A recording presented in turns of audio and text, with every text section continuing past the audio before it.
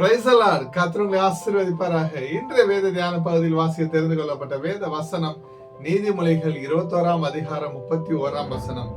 குதிரை யுத்த நாளுக்கு ஆயத்தமாக்கப்படும் ஜெயமோ கர்த்தரால் வரும். ஆமென், ஹல்லேலூயா. கிறிஸ்துவுக்குள் பிரியமானவர்களே, மனிதர்கள் தங்கள் முயற்சி மற்றும் திறமைகளின் மூலம் வெற்றிக்கான எல்லா ஏற்பாடுகளையும், அதாவது ஒரு போர் வீரன் போருக்கு செல்லும் முன் தன் குதிரைகளும் ஆயுதங்களையும் தயார் செய்வது போல நாமும் நம்முடைய கடமைகளை சரியாக செய்ய கடினமாக உழைக்க வேண்டும். ஆனால் எந்த ஒரு காரியத்திலும் இறுதி வெற்றியையும் விடுதலையும் ஒரு ஜெயத்தையும் தருவது தேவனுடைய கிருபை மட்டுமே என்பதை நாம் முழுமையாக விசுவாசிக்க வேண்டும். எனக்கு பிரியமானவர்களே, நாம் ஒரு தேர்வுக்கோ ஒரு தொழிலுக்கோ அல்லது வேலைக்கோ நாம் முடிந்த அளவு கடினமாக உழைக்க வேண்டும். எனக்கு பிரியமானவர்களே, நாம அந்த தேர்வுக்கோ வேலைக்கோ தொழிலுக்கோ நாம் ஆயத்தமாகும் போது உண்மை உத்தமத்தோடு நம்ம அந்த வேலையை செய்யும் போது தேவன் அந்த நம் கையின் பிரயாசம் ஆசீர்வதிக்க வல்லவராய் இருக்கிறார்.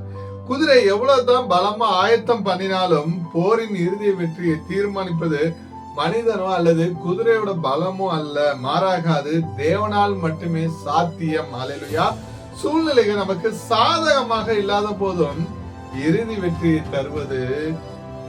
வெற்றியை தரும் கர்த்தர் நம்மோடு இருக்கிறார் என்ற நம்பிக்கையோடு முன்னேறி செல்ல வேண்டும். நம்மை அழைத்த தேவன் உண்மையுள்ளவர்.